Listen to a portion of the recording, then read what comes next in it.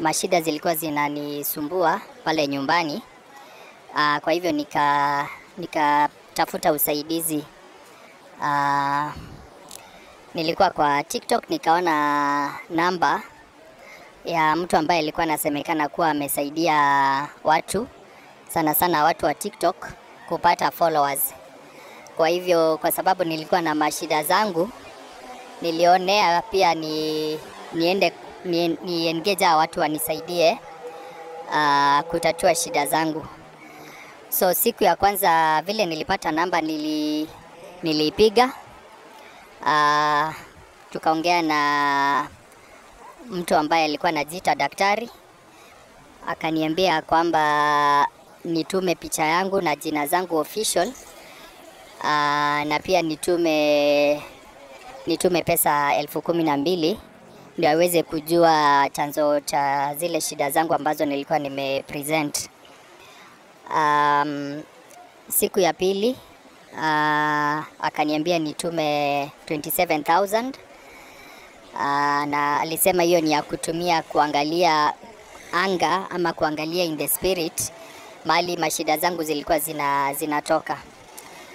So baada ya kutuma hiyo 27,000 akaniambia kwamba ameongea na mababu, wameona kwamba nimefanyiwa uchawi, na nimefanyiwa uchawi sehemu hizo 4 ambazo nilikuwa nimepresent. So tukaongea naye, akaniambia nikuje siku ambayo ilikuwa inafuata, ambayo ilikuwa ni tarehe 13 mwezi Disemba. Akaniambia ofisi yake ni karibu na Sarit Center, na nikuje mpaka Sarit Center, na nikifika hapo nimpigie simu. So hiyo tarehe 13 mimi nilijipeleka hapo Sarit. Akaniambia nichukue pikipiki nikuje mahali panaitwa Fenesi Gardens, ambayo ni kama kilomita 1 ama nusu kilomita kutoka Sarit Center. Nikafika hapo, nikaingia kwenye geti, nikapata nyumba ambayo ilikuwa ni ya 2 floors, ghorofa ambayo ilikuwa ni ya floors 2. Nikaingia room ambayo alikuwa anafanyia kazi, ilikuwa ni upande wa kushoto. Huyu ambaye alikuwa amenikujia hakuwa peke yake kwa ile nyumba, kulikuwa na watu wengine 2, mwanaume na mwanamke. Ule mwanaume alikuwa alikuwa mfupi kidogo, na alikuwa anakaa mtu asili ya Kipwani. Ule mama lakini sikuwa anajua anatoka pande gani ya Kenya. Ule daktari ambaye alikuwa tumeongea naye sasa, akaniambia niingie sasa kwenye wanafanyia zile shughuli zao. Tukaingia, ilikuwa ni room ambayo ilikuwa na giza, lakini akaweka stima on, nikaweza kuona kwamba ilikuwa ni mali ambapo waganga wanafanyia kazi, kwa sababu kulikuwa na viungu, kulikuwa na feathers, kulikuwa na madawa za aina mingi. Kulikuwa unaona kwa machupa zimejaa madawa aina mingi, colors mingi. Pale wakaniambia niketi chini, mababu waongee na mimi, waniambie chanzo cha zile mashida ambazo nilikuwa nazo. Wakarudia tu kusema kwamba zile shida niko nazo zililetwa na uchawi ambayo nilifanyiwa na watu wa nyumbani, na watu wa nyumbani hawako wanataka niendelee, watu wa nyumbani hawako wanataka nipate watoto, hawako wanataka nifanikiwe kwa njia zozote. So wakaniambia kwamba sasa kuondoa zile kisirani itabidi watafute ngamia ili wafanye kafara kuweza kuondoa zile visirani.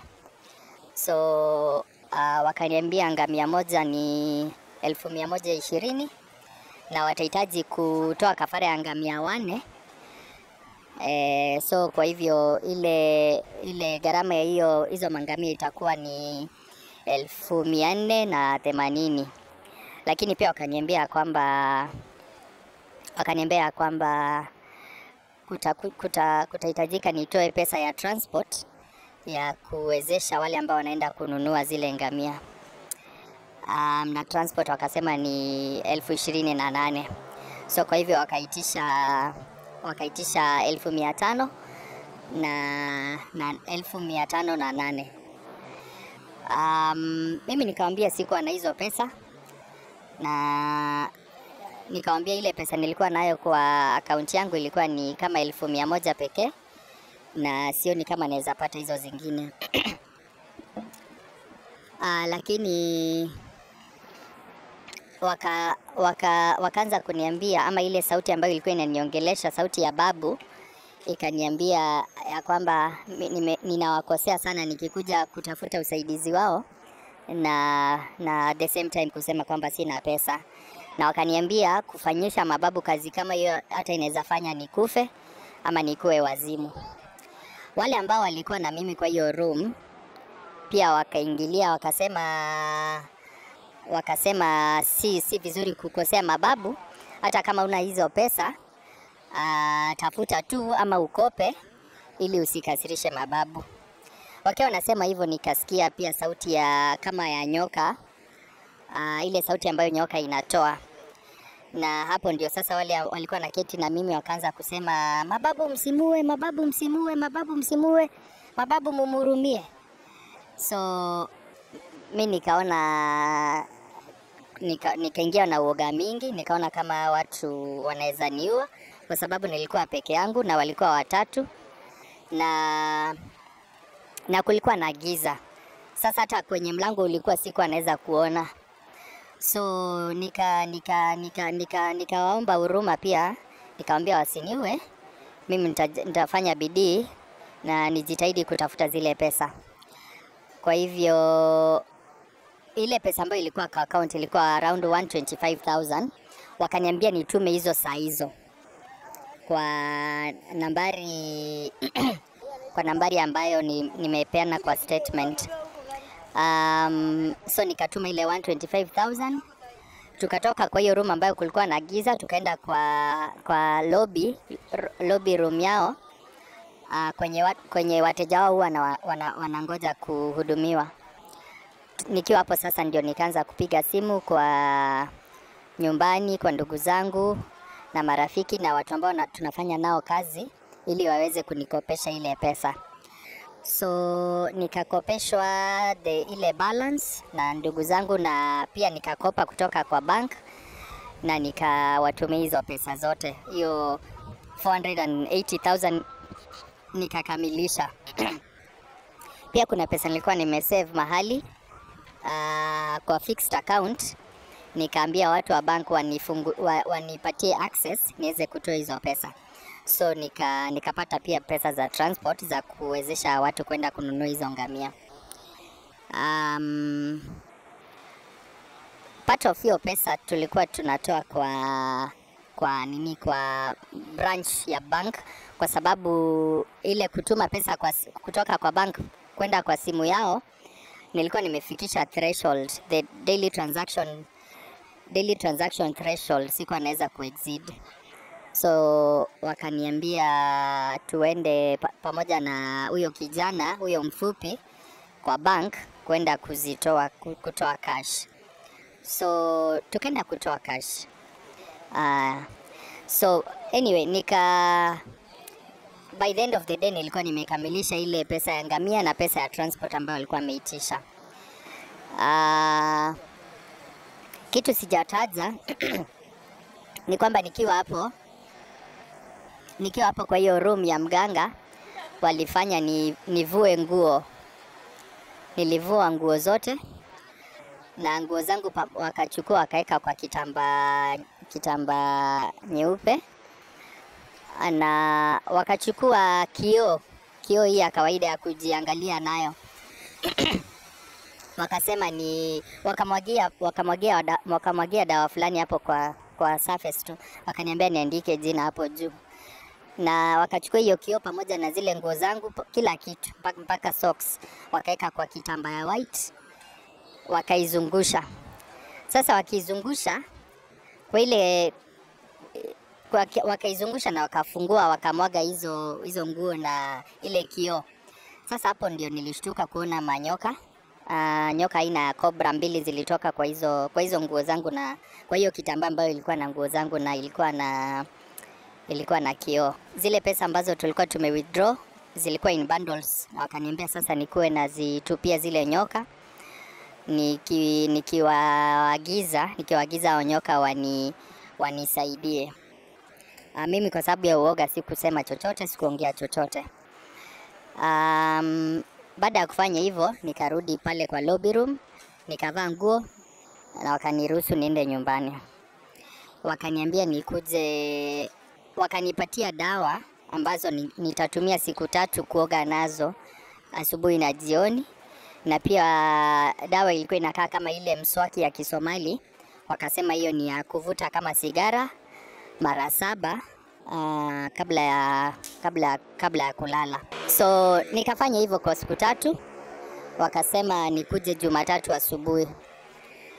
Haya, nikakuja Jumatatu asubuhi, nikapatana nao pale tu Westlands, kwa ofisi yao.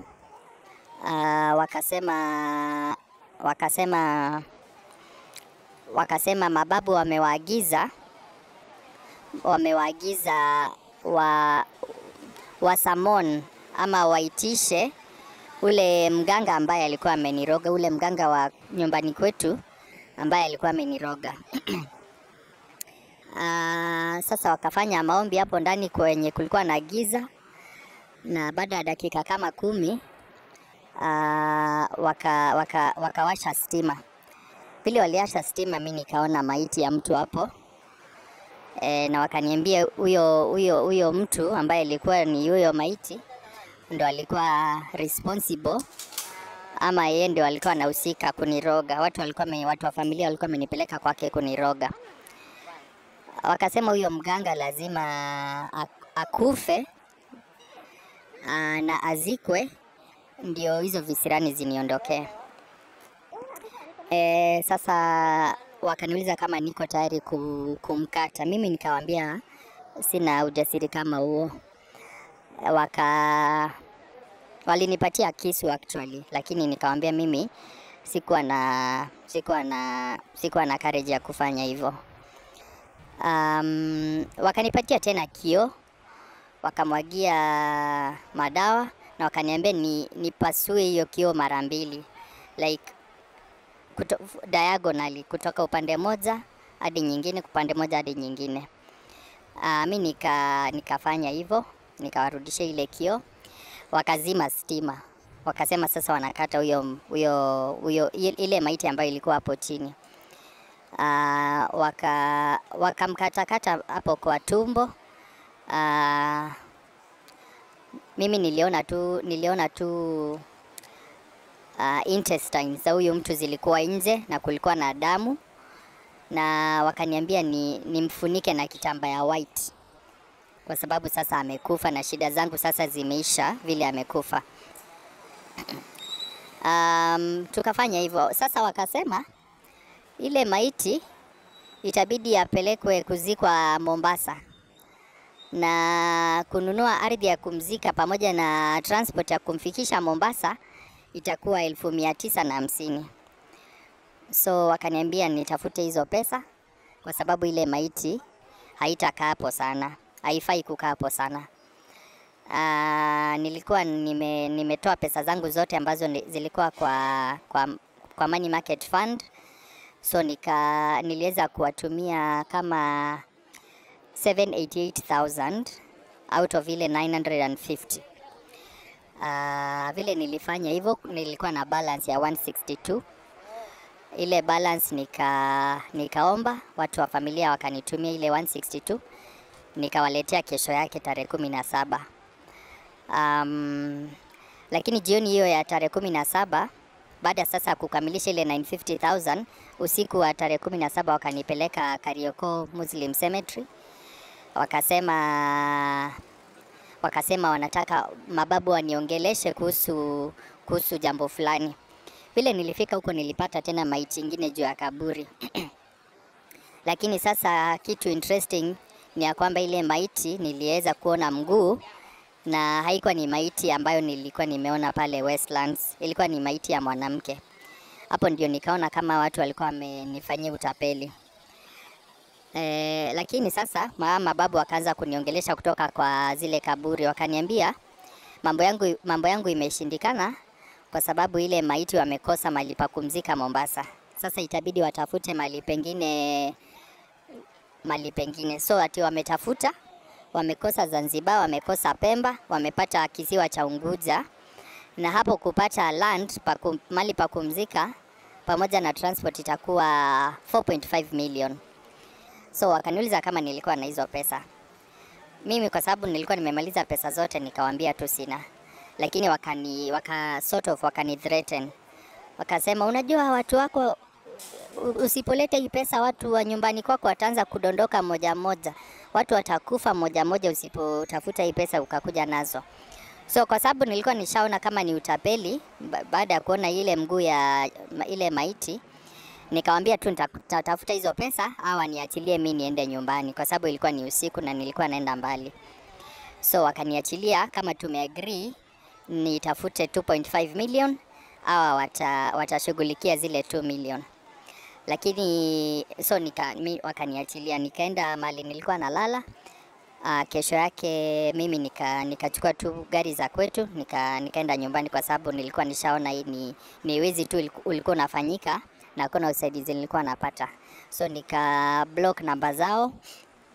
Nikazimu simu kwanza, nika block namba zao, lakini nikifungua simu usiku hiyo tarehe 18 niliona kuna namba ilinipigia. Na tayari walikuwa wameshaniambia pale kwa makaburi kwamba kuna namba itanipigia kutoka kwa makaburi. So I think ni hiyo namba, lakini niliblock. So mwezi wa Januari vile ilifika nikaripot Parklands Police Station. Lakini sikufanikiwa. Ile hakukuwa na progress vile nilikuwa nahitaji. So nikakuja Central Police Station nikapatana na ofisa wa crime ambaye anaitwa Faith, pamoja na mwingine anaitwa Sila na mwingine anaitwa Hillary. Wakanisaidia, tukaweza kunasa hao watu walikuwa vile askari ofisa wa polisi vile walikuwa wanafanya uchunguzi. Ilionekana kwamba majamaa watapeli walikuwa ni syndicate, walikuwa sehemu tofauti. Ile namba ambayo nilikuwa nimetumia pesa ilitupeleka vile ilitupeleka Zimmerman. So tukaenda Zimmerman tukashika watu wawili, lakini hao wawili hakukuwa na yule ambaye alikuwa amenitapeli. Hao walikuwa tu members wa syndicate. Tukatoka pale Zimmerman tukarudi town, wakawekwa cell. Alafu namba ingine ikaonyeshana Ngara. So wale wa Ngara pia tukaweza kushika watu wawili wanaume ambao ni wa Uganda, ni nationals wa Uganda. Pia wawili wa Zimmerman walikuwa ni wa Uganda. Tukarudi baada ya kushika wale wa Ngara, tukarudi Westlands mahali ambapo nilikuwa nimeenda kuhudumiwa, lakini tukapata waganga walikuwa wamehama. Lakini wale ofisa wa polisi wakafanya tu uchunguzi, ikatupeleka Limuru. Lakini tukifika Limuru kwa mahali namba ilikuwa imetupeleka, tukapata hawako. Hiyo ilikuwa ni Jumatano. So askari wakaendelea tu kufanya uchunguzi.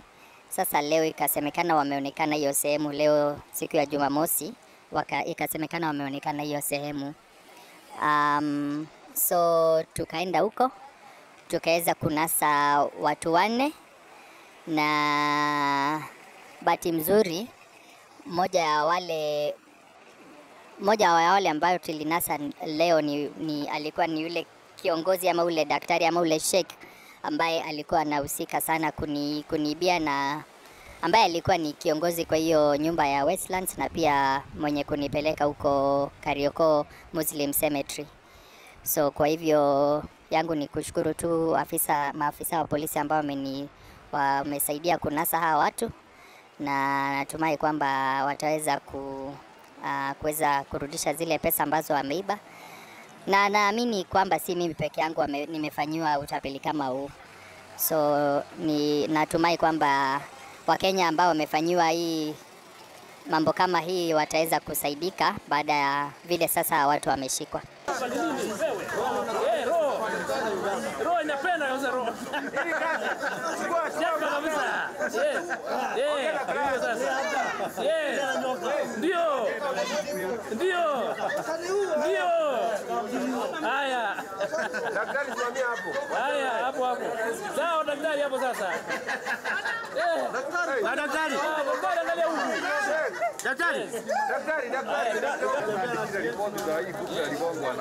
Haya. Wewe daktari fungua barabara. Mama amuka mama. Tunaenda. Haya. Akisikia ni kwenda atafufuka. Akisikia ni kwenda atafufuka. Daktari amuka. Daktari ni huyu mwanaume. Wewe Abdalla amuka. Abdalla.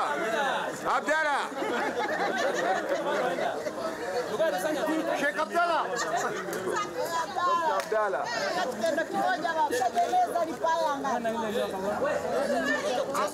Dr. Abdalla. Abdalla tembea. Tunakujua sana. Kipindi. Tunakujua sana. Kwani imeisha? Mbona nguvu imeisha?